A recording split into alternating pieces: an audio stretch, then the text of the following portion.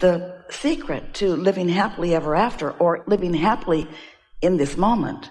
The key to having this moment be a happy moment, the key to that is knowing how to manage that gap between what you've just launched and what you still believe. Because your life causes you to desire more than what is. It happens all day, every day. But your now reality, which you mostly examine through your physical senses, causes you to hold tight to what is while you are reaching for more. Now that's uncomfortable. You call that yearning. Sometimes you call it desire. But a desire that is pure doesn't feel uncomfortable. Meaning a desire that you're not resisting. A desire that is not contradicted by habit of thought, which is what a belief is. A purely non-resisted, non-contradicted desire is bliss. And it is powerful. Oh, the power of a non-resisted desire. The power of a pure thought. That's what Source offers. That's why Source creates worlds. That's why Earth spins in its orbit in perfect proximity to other planets. Those thoughts thought by non-physical beings are non-resisted. They are not doubted. If it were up to humans to keep your Earth spinning in its orbit, you'd have forums on how it's not likely to last. How lucky you've been that it's gone this good this far. And who's responsible for the certain doom. But the non-physical part of you, that non-physical energy that we call non-physical, sometimes you call it God, we call it Source. This non-physical energy is not doubtful. It's not hateful. It's not vulnerable. It just knows. And in that absoluteness of that knowing, which just means in that non-contradictedness of that knowing, there is power that you haven't tasted yet to your full capacity. It's like the difference between non-resisted thought as compared to resisted thought, meaning a pure desire as compared to a desire that you want but you don't believe. Pure thought is equivalent to an atomic bomb, and normal human thought is equivalent to a firecracker. You just can't quite feel the power of the non-resisted thought. And yet, every now and again, you find a little piece of it, and you feel the energy of it, the euphoria of it, the bliss of it, the power of it. But for most humans, it doesn't last very long because you've trained yourself and been trained by others to be so very objective, so very balanced. Let's weigh the pros and the cons and the pluses and the minuses. Let's think about what we want, but let's look at the downside of it too. And we say, don't do that. Don't contradict your thought for the sake of pleasing others who don't know better. Find something that you want and focus on it unequivocally. And as you look around at others like you who are creating their own reality, and you see someone who is particularly, apparently, masterful at it, in that they've accomplished a lot, they are masters in their art, or masters in their science, or blissful in their world. And as you get up close enough that you get to hear them or know them, you will notice these things about them. They speak of what they want, but they don't talk against it. They don't talk against their own desires. Jerry wrote a paper, Esther's Jerry, dearly departed. Dearly not departed, but partly departed. Part of him departed, most of him still here. It's hard to explain. He croaked. He wrote a paper some years ago entitled, "Keep Your Ideas to Yourself Until They Are Fully Developed." Because he watched so many people who he was counseling in financial matters who would have a desire and they would speak it to those around them who didn't believe in them, who didn't believe in success at all, perhaps.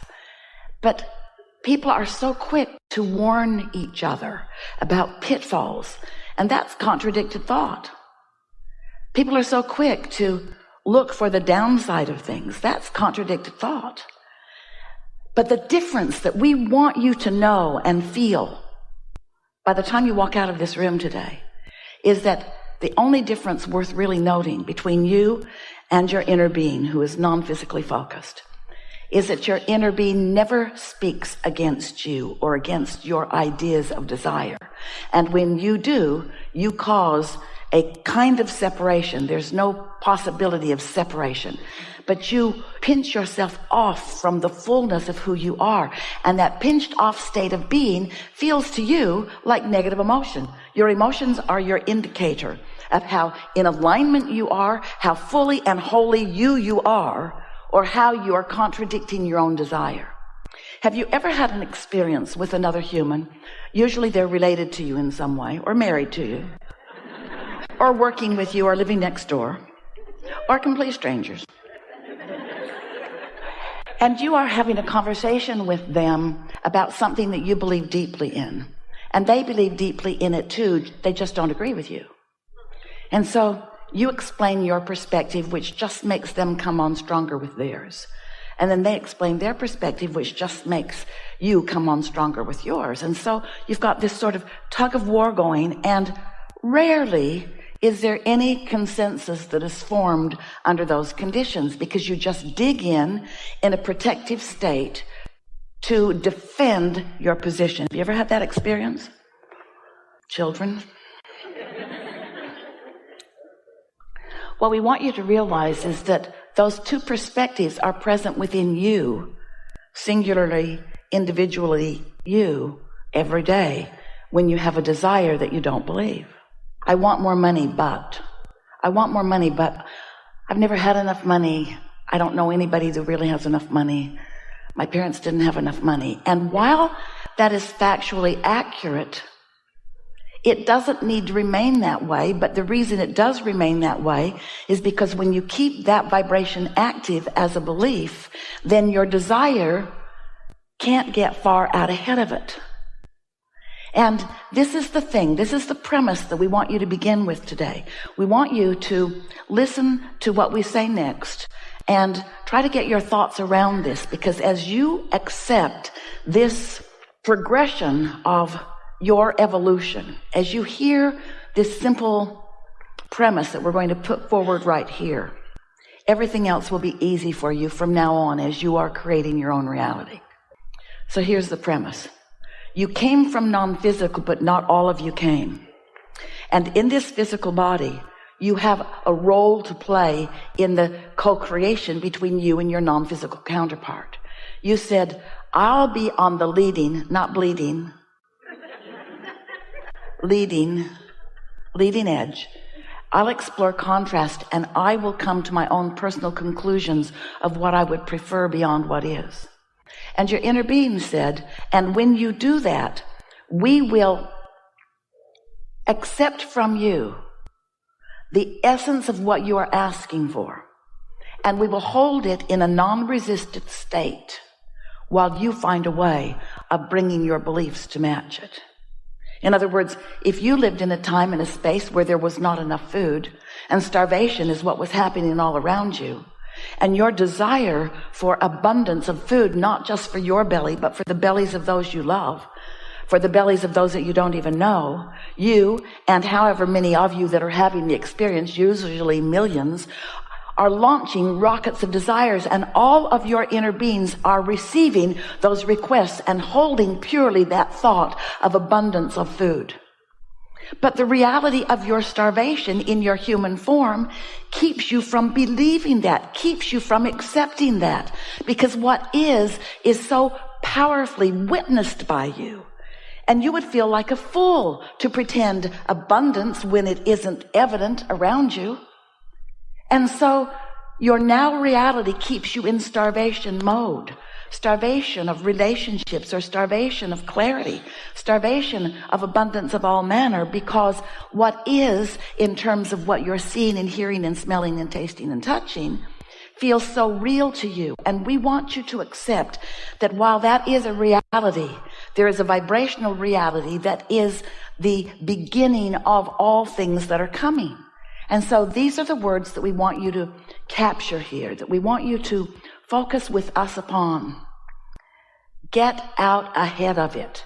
Get out ahead of it. Now, what do we mean by that? So, you know what you don't want, you know what you do want. Your desire got out ahead of your belief. It got out ahead of it. In fact, it got so out ahead of it, atomic bomb compared to firecracker kind of ratio. It got so far out ahead of it that source and that which you call God and all manner of that which is goodness, all non-physical, is focused with you on your new out ahead of it desire. Out ahead of it. Now, you could translate that literally, out ahead of it, meaning it hasn't manifested yet. Like the seed in the ground is out ahead of the corn stalk that will grow and the ear of corn that will grow. In other words, the potential is out ahead of the reality. You get what we're talking about? But if the farmer didn't believe in the process of the seed becoming the ear of corn, then he would never plant the seed. And so often humans don't plant the seed because they want the corn to show up right now.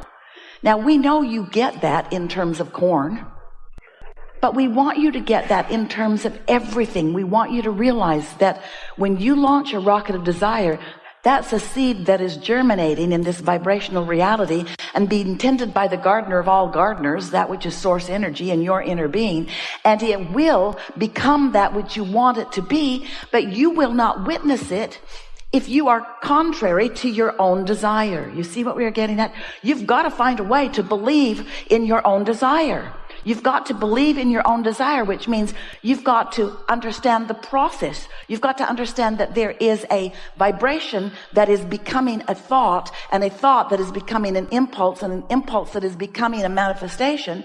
In fact, let's call the thought a manifestation too, and let's call the impulse a manifestation too. In other words, let's start watching for the evidence of your desires turning to things that you can witness, rather than needing the thing to be there first so that you can then believe in it. Humans say, well, I'll believe it when I see it. And we say, you got to believe it before you see it, or you can't see it.